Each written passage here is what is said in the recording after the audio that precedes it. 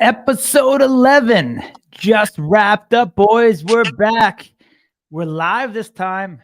Yes, Let's we keep are. on rocking. What a great Yeah. episode.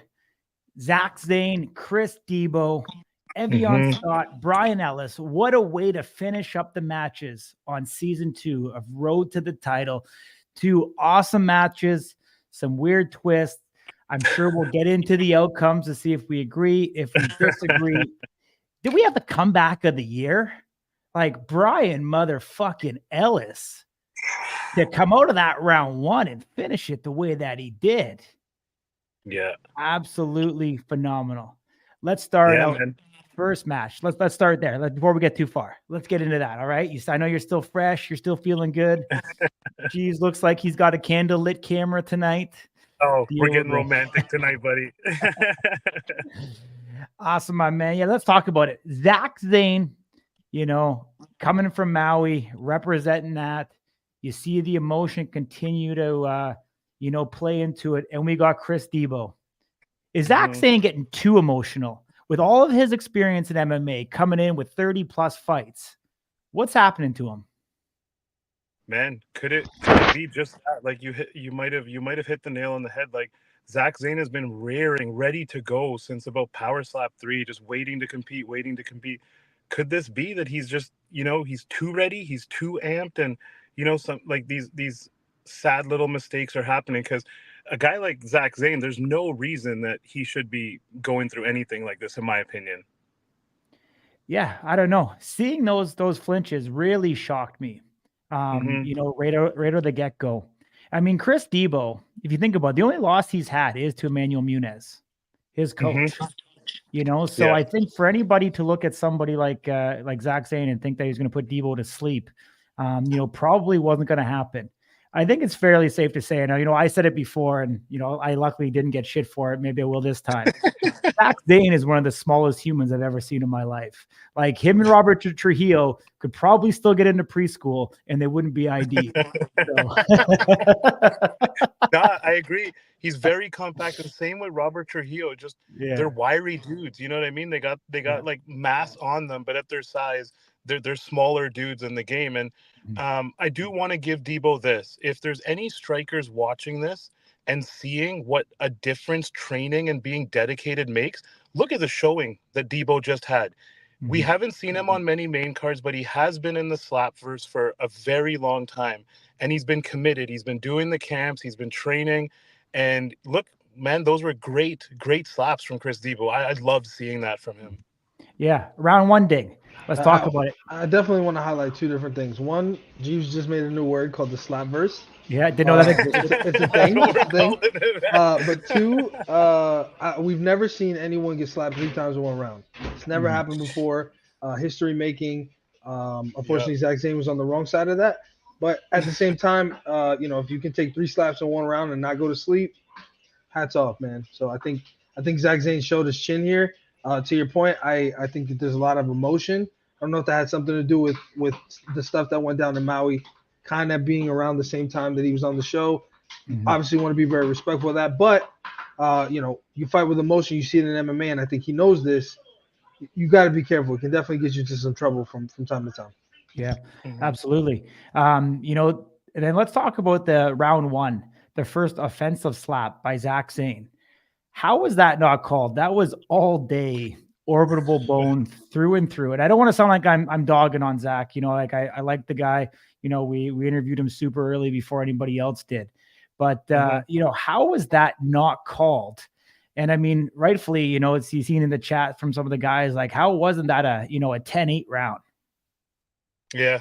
And I feel like that's something that they might want to be more observant of, is really watching that move right there, because the orbital bone is a very weak, gentle part of the face, you know what I mean? And we've seen it in Power Slap where guys have left and off a bad strike, they hurt themselves. We haven't seen them back for a few events. So you're right, Corey. I don't know how they didn't call that, being that it's such a fragile portion of the face. You'd think they'd be on the lookout for it a little bit more. I mean, obviously the weight cut, didn't affect Chris Debow this time around. Maybe he learned his lesson last time, was able to get back in there and, kind of fit right in and ultimately, go through that second and that third round. I don't really feel like it was really in jeopardy from either guy of getting KO'd. They both were able to eat, those shots. And then we heard Dana say that it came down to the third round. Dana seemed to acknowledge or agree with, the outcome in the refs. But we know, by the vocals, which was quite odd, being able to hear Emmanuel Muniz and hear Chris Debow when they raised Zach Zane's hand in victory. Yeah. What do you guys think of that decision? I'm gonna let Ding go because he's a little bit more political with these answers. You go for it. I think it's tough, right? So when you're a judge, how do you score around where somebody gets struck, hit 3 times, right? I mean, what do you look at? You're supposed to look at the most recent strike. Do you look at all 3? I mean, what's the rules surrounding that? Then you think about calls that are not made but really should be. Based on what you see as a judge, you're not supposed to kind of get involved in that stuff if it wasn't an official call. It's tough. I think I think Zach Zane has really, really good reactions, and his body language is great. And I think that can sort of mask some of these things. And again, for me, even if I'm a judge, I know it's not it's against the rules, but if somebody hits you 3 times in one round, I really am going to have and they can't put you down. They can't even sit you down. They can't make you step back. I'm going to have trouble, giving that guy any good looks. You just really must not have what it takes to be up there. If you hit, and that's not a slight on Chris. That might mean Zach is, his chin is made of iron. I don't know, but it's just really difficult. I think when you consider all of those things, it just feels like you're facing against somebody who you just don't have the power to compete with. It's tough to hand that person a win. So I think you definitely could justify a decision the other way. But again, I mean, you consider the guy hit him 5 times and didn't sit him down, didn't make him fall backwards, didn't stumble him. I mean, it's tough, man. Yeah, I mean, definitely something we haven't seen before. Like you said, getting 6 laps in a 3-round match, definitely interesting. And then, being able to hear the crystal clear audio afterwards of the fighters and seeing Debow storming off, so kind of seeing that, I'm not sure on that one, man. I think it was mind blowing to me. I thought Debow had it, if you ask me, but I mean, you never know when you leave it up at the judge's hands. And like as we said, Chris had 6 opportunities to be able to put him down and he wasn't able to. So let's talk about that a little bit. I mean, I think Zach Zane's got to drop down to 155. That's my personal thought. I think some of the 170s, I think 100%. I think he could be 155 all day long. I mean, that's where he fought at MMA. That's where his first match was supposed to be up against, El Tigre at 155. So I think absolutely, I think he can get back down there, any day. And I think he'd be much more suited off there. Obviously, we don't really know at this point. We know that Robert Trujillo is going to be at 155. We don't know where it's going to go next for this live Power Slap event, but we do know that we are going to see him there at Power Slap number 6. So that's definitely great to see. We can segue to it, I guess, right now. What did you guys think of Dana and Frank, stating that every single striker is going to remain on the roster that were there at the end of the competition? I mean, Corey, we've been through this thing since the start of it, and even from Power Slap 1, we've seen a lot of the guys be kept in the loop, whether they were the sophomores, or sorry, the juniors that came at Power Slap 1, or they were the guys that were on road to the title. We've seen Power Slap keep a lot of guys around for a long time, and more power to them, because a lot of the guys they kept have actually gotten better. So if that's the thought process this time, like, let's put them through our process. Okay, they're in now, they've gotten a taste of it.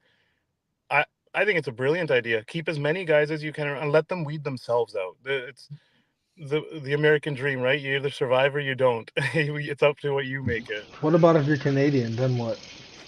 Well, Eddie's got staying or South power. Let's African, not even talk or about Irish. it. That's my dog. Well, Eddie said that he misses. Eddie on the show said he misses fucking his boys. So if that's your boy, your boy, bro, listen, you know what I mean? We're rocking. We're rocking with Eddie until he gets knocked out. Let's put it that way. We're knocked up. It sounds like if anyway, let me stop rocking on Eddie. Eddie Browner is a fucking savage, man. We love you, brother. Based on Jeeves' logic, Cody Vallo will be super heavyweight champion, man. You gotta believe, bro. You gotta believe. I don't know, Ding. You tell me. I mean, Ultimate Fighter, this has never happened. Dana White Contender Series. Has there ever been a show where every match they gave everybody, winner and loser, a contract? Probably not. No. Dana almost never does on the Contender Series winner and loser. On occasion, if he thinks the judges got it wrong, he'll look out for somebody. The best thing he'll do is give him another shot on that show. Not on the Ultimate Fighter, though. You lose on the Ultimate Fighter. You may show up later in the UFC. We do see that, but you're not going to get in the UFC off of the show. It's an unusual move. I was surprised, especially because some of the guys who lost clearly. Like it was either they got slapped or whatever. But I respect the fact that they're trying to give these guys a fair shake. Sometimes you just get put up. I mean, look at I feel for people like Miles Jackson who goes up there and gets his head taken off by a guy who fouled. I mean, I get it. But somebody Cody Vallo who's been up here 3 times and nothing against the guy. I don't know him. I don't have anything against him. We don't have anything against him in Slab News. But I mean, you've had 3 chances, man. I mean, keeping him around for what purpose? The super heavyweight division is thin as it is, and now you're adding Eviahn, maybe Ellis. I mean, we don't know what Ellis's plans are in the future. And you've got McKinney, and then Hayden. I mean, I don't know, man. I don't know if there's room for a Cody Vallo in the super heavyweight division today. I think he becomes the Paul Teague of the super heavyweights. You know what? I'm being an asshole tonight. I'm gonna stop. Dig's on one tonight, boy. We got to clip that right there. Cody Vallo is the Paul Teague of the super heavyweight division. There's the social clip of the week. 100%. That's awesome. But you just canceled yourself, Ding. There we go. Let's look at it. I mean, the sport's less than a year old still. So, maybe not surprising. They want to beef up the roster, give these guys some second chances. Not everything is, cut and dry. You can make cases for or against. Obviously, it's a little bit different than, the rules that they laid out in the beginning, where if you lost, you went home kind of thing. But, we'll kind of see this evolve over time. And, we'll see everybody kind of get their shake, it seems. And, moving on, I mean, we had 2 guys that were really looking for redemption. Eviahn Scott and Brian Ellis. Coming back, their first round matchups didn't go as planned. And we've got Brian Ellis moving up to super heavyweight. Yeah. What do you guys think of that? Man, let's just take it right back to what we were just talking about, Dana keeping guys around, because I think he has, after all these years of doing this combat sports thing, he's got an eye for talent. And look what we just saw, like having these guys come back and show us what they could really do. Man, this was a brilliant match with just some big boys. So to the point, keeping guys around, maybe it works. Yeah. That first shot by Eviahn Scott, what an incredible windup and how accurate he was. Sitting Brian Ellis down. I was shocked that this match still continued. Sure. Yeah, you put Kerry Hadley up there, and this match is over. Mark Smith gave him a ton of grace. I think he owes Mark Smith dinner, man. I mean, any other ref, and that fight's over. Yeah, I was surprised because Mark Smith doesn't usually resort to the side steps, and he did, which shows that he had some concern. But I just think he didn't want to end this guy's night, honestly. Yeah. We've got Brian Ellis coming in his first slap with the right. Looked like a club right off the bat. That's how you hit Miles, dude. I love it. That was perfect. What a way to respond to that. Other than this lack of accuracy, his strike seemed to stop dead when it attacked. It almost like he didn't slap through. We hear that a lot from strikers, is slapping through the guy. And it seems like he just kind of stopped, whereas we're going to see Eviahn go here. Eviahn almost slaps through the guy, and then you continue your power. So there's that long pause in between his 1 and 2 on his right. But incredibly accurate. We see him hit that same spot time and time again. We see Brian wobble, but what a vicious strike that is. Yeah. And the tempo change, it could be an offensive maneuver to maybe not let the guy get his bracing and get his breath down with the. So we see Brian going to his left here, round 2. See, that one he more slapped through, and you see what happens there. So I think in this type of situation, you have a number of things you want to consider. One, had he just done his left from the start, would we have seen a finish in a different way? Mm, Um, you know, because now your accumulation is different, right? And you hear Eviahn talk about it at the end. I need to sort of fix up my defense on the left because that hurt, and I think on the flip side, when you look at how Ellis responds to Eviahn's strike, it goes to show you how strong somebody like Makini Manu is, where he just ate that thing like nobody's business. mm-hmm. And here we This go might for be the another one. first time. This might be the first time we've seen a striker switch hands, not out of like by choice, and actually do it quite effectively. Oh, that was brutal. I mean, it actually worked out better for him, when he pulls out his left. We're starting to see more left-handed strikers, which I think makes things fun. Because now you can't just assume everybody's going right and train the right side. I don't know if these guys like rub sandpaper on their face or what. I don't know if their training is on their face to try and change that facial surface, but beautiful strike here. What I noticed, and we'll see it when it slows it down, is that Ellis he sort of curved his hand upward, right? So it was more vertical versus front to back, and you'll see it. And I think that this actually worked out for him really well. Some strikers do it where they really try to follow the curvature of the face. He did it really well. You'll see it in the replay here. Yeah, I mean Brian Ellis's hand is almost the entire the entire surface of his face. Yeah, so you see how it feels like it's way more curved up than some of the other guys we see. Their hands are touching behind the ear. His are more touching above the ear. But the base of his strike and his palm is right on the chin where it's supposed to be. Yeah, very effective strike. Yeah, I mean, we even heard Brian after the match say that the accuracy was much better with his left. So we seen him give up a bit of power, on the right, but be able to get that accuracy down. Was obviously able to, sit him down and be able to finish the match. And with them having a foul each in each of those rounds, it really could have came down to that second round, and whoever won that second round, if it would have went to the judges' decision. So, Brian finishing it in that third round with a knockout definitely solidified himself the victory. Let's talk about Brian. Where does he go? Does he drop back down to heavy? Does he stay at super? Where do we kind of see him going into the Power Slap 6 live event from the Durango? I think when you look at a couple things here, right? He gave up 70 pounds here and he dropped the guy twice. That's a good look, right? I mean, that's something that we see from, we talked about that with Country Hoodlum, right? Go down the extra 10 pounds, you'll be a savage at light heavyweight. Austin Turber goes down because he's a savage at light heavyweight. I think when you see these guys that you realize just have that power that transcends weight, if you can make the cut at a division that's a little lower without being a bully, why not? And we've seen Ellis at heavyweight before. I think that he belongs there. He was actually asked to come up just to fill out the show, and I think he proved why he should stay at heavyweight. Yeah, so going down to heavy, I think is definitely a good decision for him as well. It's interesting because some of these guys, and I mean, I call them tweeners that are at the top of the category. We've seen the super heavies not be as athletic. So if he did stay up there at heavy, could he take some of that athleticism? Obviously, we know, he was a Division I football player. He's a Texas Longhorn, played on the D line, so we're seeing a lot of that, rotation throughout his slap.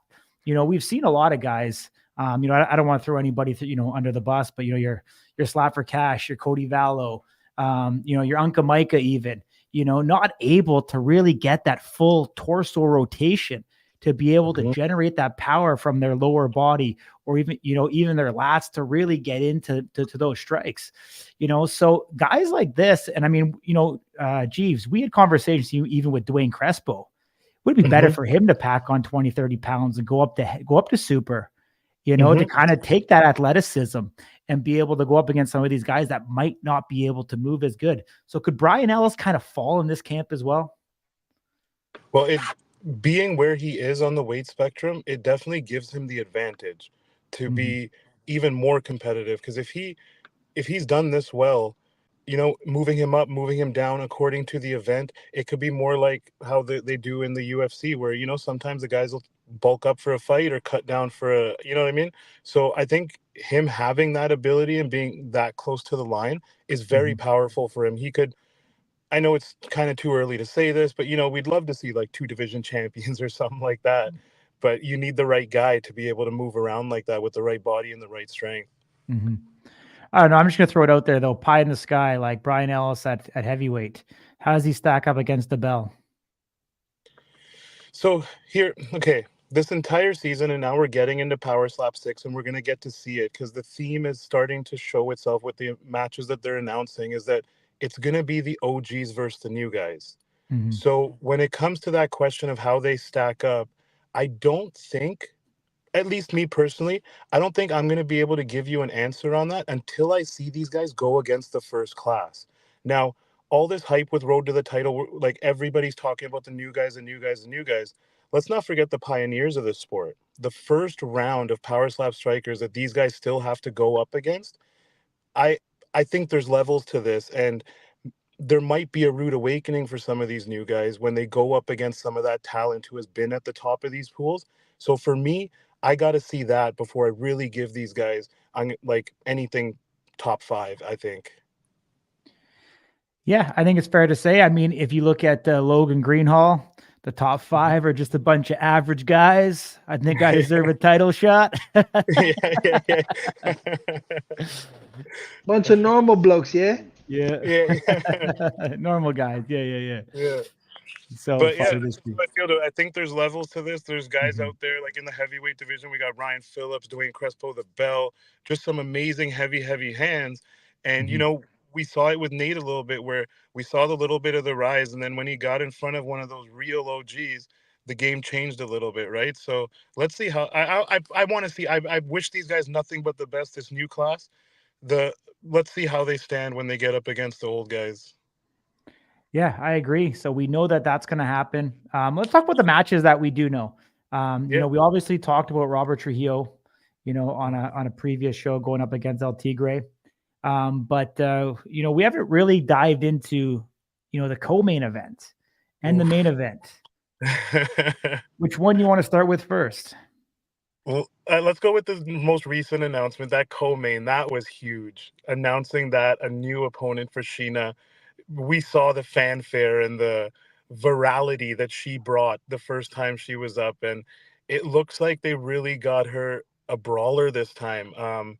She's from another MMA faction. I don't know if we're allowed to mention it, but she's got quite the career. She's active.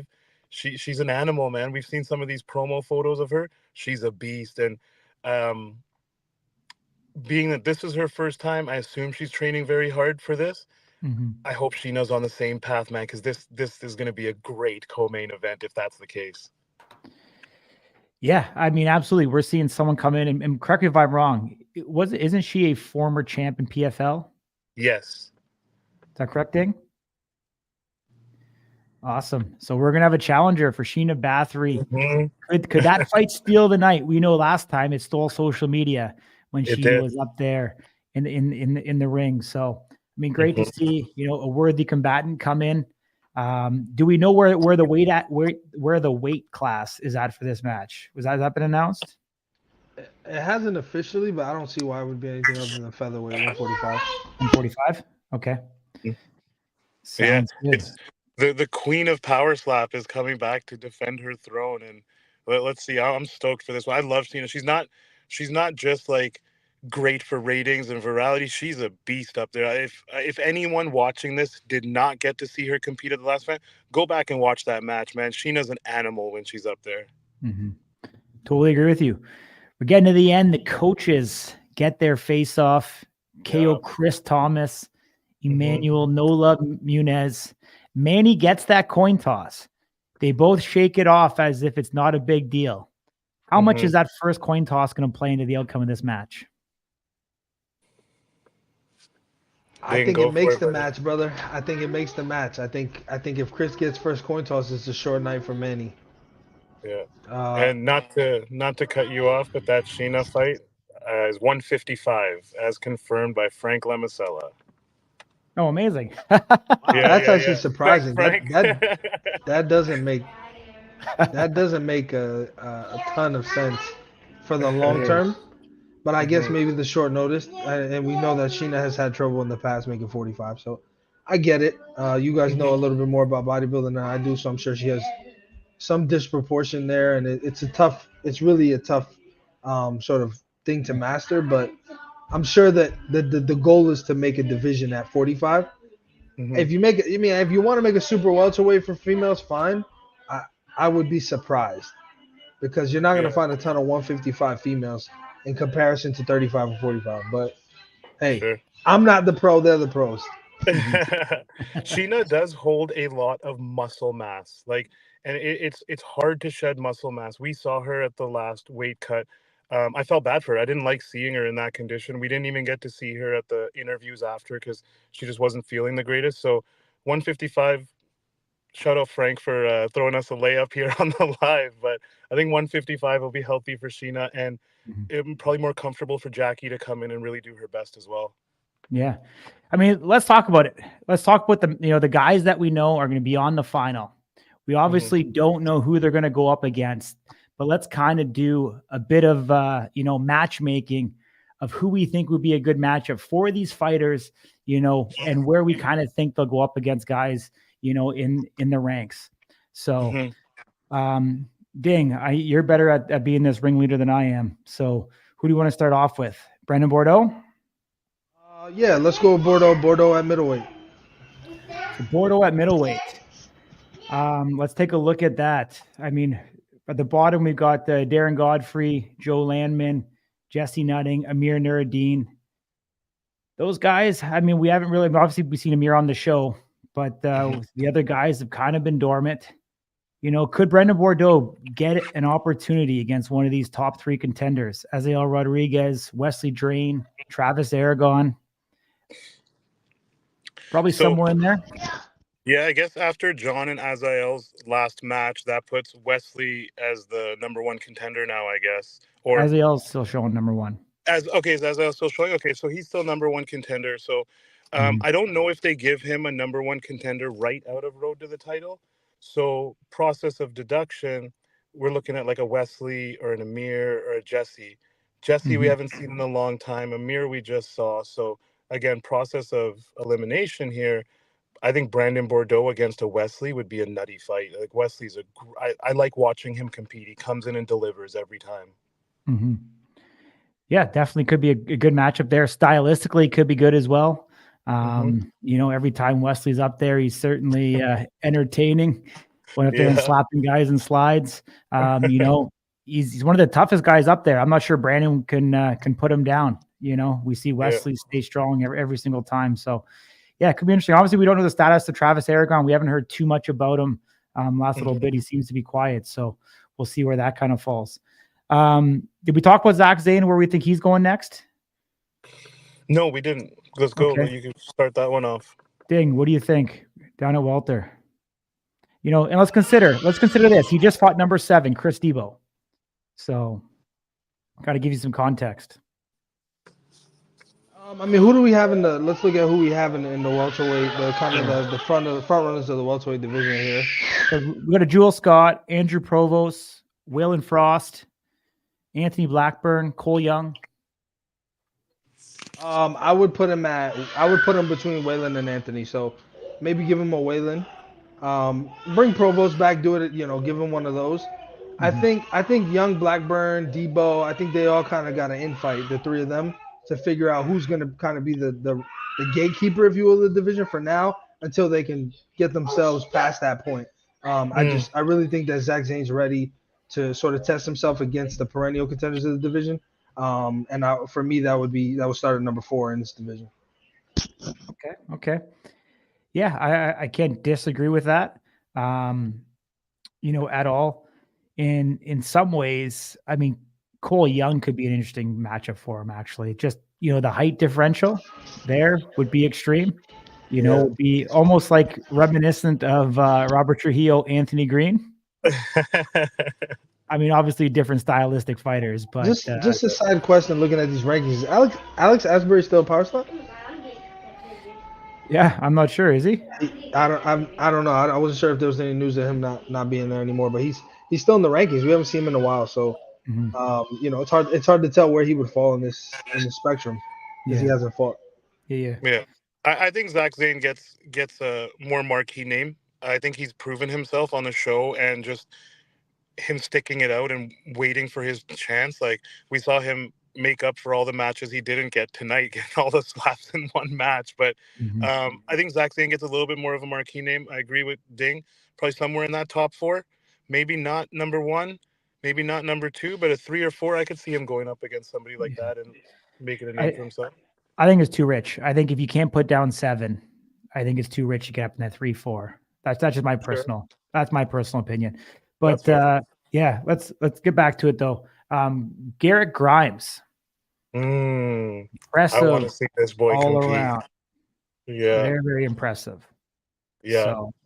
So, correct me if I'm wrong, but I believe he was in at This is middleweight. Yeah, he was middle. Yeah, so I'm gonna say between him and Bordeaux, I'm actually gonna give Bordeaux the edge. So I'm gonna say Grimes comes in at 4. Grimes versus Amir is a good one. Okay. Speaking of keeping people around, my boy Amir is still hanging, so that could be a good match. He's been up and down that middleweight roster trying to find his footing, and now with Garrett Grimes coming in, it could be a definitive match for one of those two dudes. Yeah, I don't know. I don't like it. I don't like it at all. What are you thinking? What am I thinking? I think he gets a higher shot. I'm gonna be an advocate. I think he gets an Azael or Wesley. I think he deserves to be higher up there. His performance on the show was definitely one of the most impressive that we've seen this entire time. So I think he rises up to the occasion and gets one of those bangers right at the top. I think you could see a guy like him really try to, rival around. I think Garrett Grimes, if he could actually pull out a victory, I wouldn't be surprised if you see him go up against John Davis next time we see him defend his belt, to be honest. I think this cat has the skill. I think he has the chin. And, correct me if I'm wrong, but he's at TJ Thomas's camp as well, isn't he? Gorilla Smack Systems. Yeah, they're doing it. Yeah. Well, I got to let out a cat out of the bag, Mr. Timothy Thomas. Hey, my boy Timmy. Yeah, Timmy. Did you know that? Tim? TJ, my boy Timmy. Dude, I was being an asshole at the beginning of the show, and we were chilling for a bit, but you just fucked it all up. Can't be dropping people's government names like that, man. There's some other ones you know too. Just keep those to yourself, will you? Okay. No, I love it. I love it. So good. That's so awesome. good. But yeah, like even a guy like TJ, he's been around for a long time. We haven't got to see him compete. Hopefully he gets a chance soon, because I think he can make a splash coming back. And the way, like, just going back to what you said about Gorilla Smack Systems, the way those boys are training, we've seen the likes of everybody come out of that gym, like Garrett Grimes, Slambo. We've seen something in all of them. So they got something cool going on over there. I look forward to seeing those guys. Yeah. And I don't see Azael saying no to a matchup like Garrett Grimes. I feel like that'll light a fire under a guy like Azael. So, Corey, good point, man. That could be a firefight. Yeah, but he's in a tough spot. We talked about that before him versus John too. He loses that fight, which he did. Where did he go, man? How do you justify a third fight? You beat Garrett Grimes. That doesn't give you a championship fight. You beat Brandon Bordeaux. That doesn't give you a championship fight. You beat Wesley Drain again. Well, I mean, what does he do? I don't know. I don't see a pathway to championship for Azael. He either goes down or he goes up. That's it. I don't see any other way he gets back there.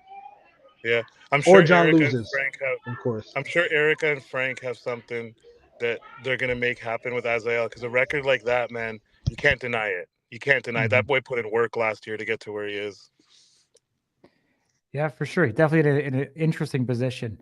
A guy like Garrett Bleaksley, though, still alive, still well. We haven't seen him in a little bit, but we know this cat coming in, obviously taking out Cody Belial, in round 2, is going to cement him at PS6 in that live, up and coming match. So where do we see him slide in?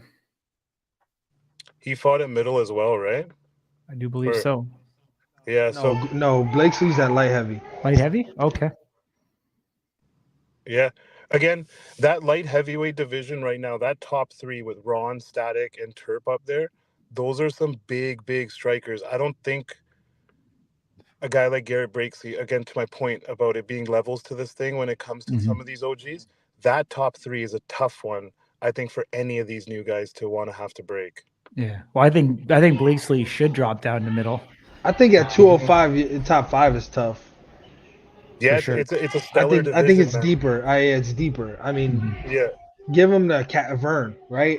I mean, that's a test in and of itself. If not of your strike, of your chin. Yeah. I mean, Klingbeil is another one. We've seen Klingbeil is one of the few people, with the exception of Wolverine, to actually wobble Turpin. You know, obviously after that it didn't go so well for him, but he wobbled him. Yeah. Or bring back Russ, dude. We miss Russell. Where the fuck is Russell Rivero? Yeah, facts. Russell, if you're listening, bro, sign that contract. We need you back, boy. Let's go, man. Yeah, couldn't agree with you more. Russell Vera, you know, tough as nails, always a show.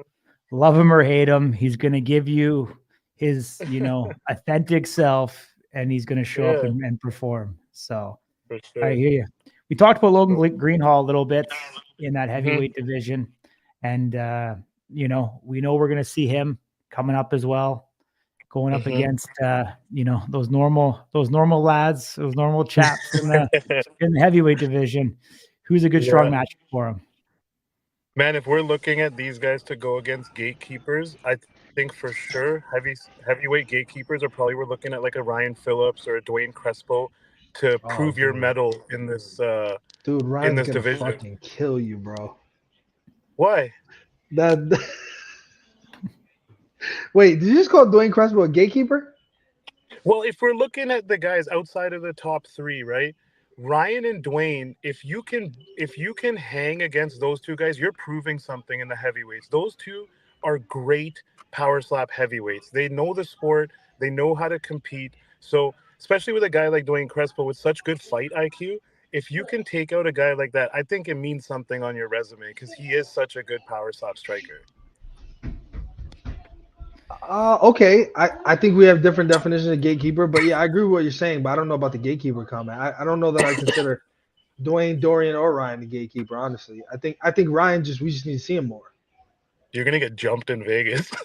Dude, I'm not trying. Well, Ryan's already got smoke with me because I knocked him out on Power Slap Mobile. I'm not you, bro. I'm good. But I think you slide Greenhall in at after Ryan. So I think you give him Ryan, you give him Dorian. Those guys have chins, and they, you know, we saw Dorian's got knockout power. Ryan just seems to face guys that don't go down anyway.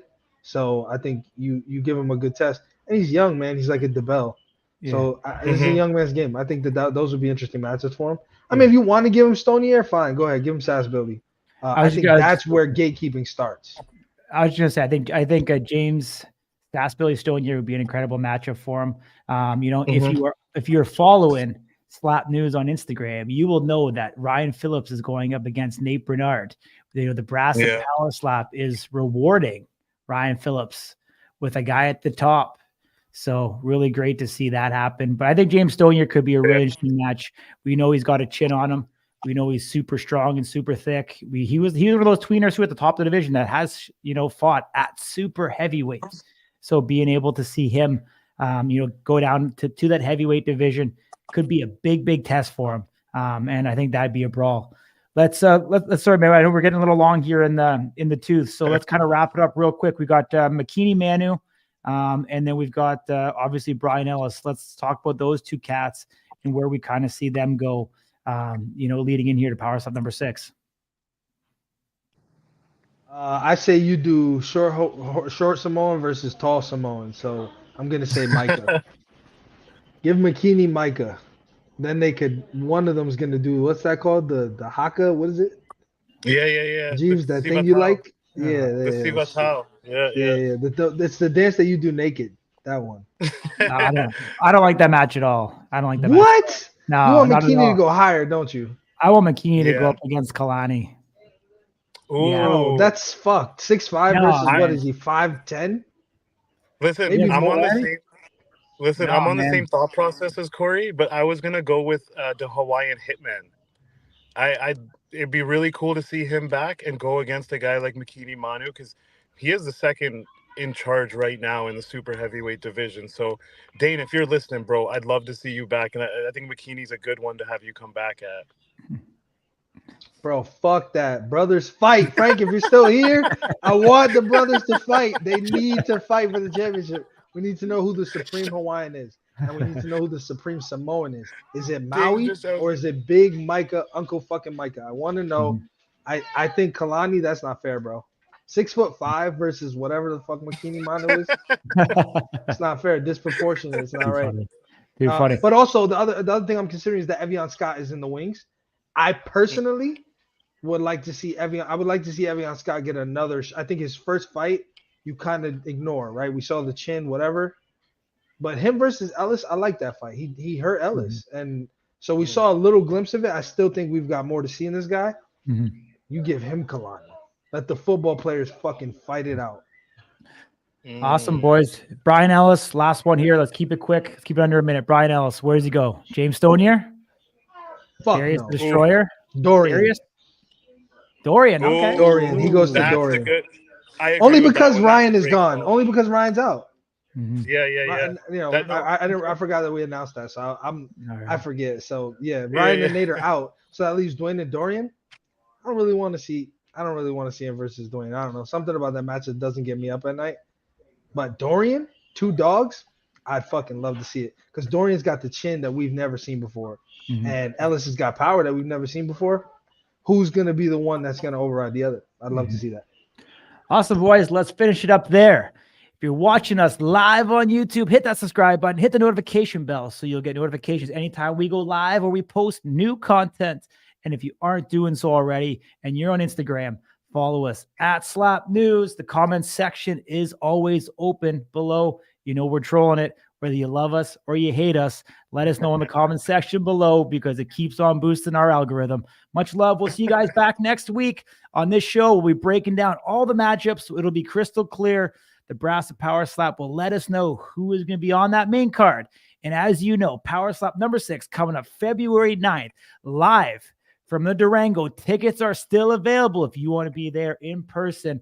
Head over to OnSite, the official ticket provider for the event. On location. On location. What did I say? On site? On location. Same shit.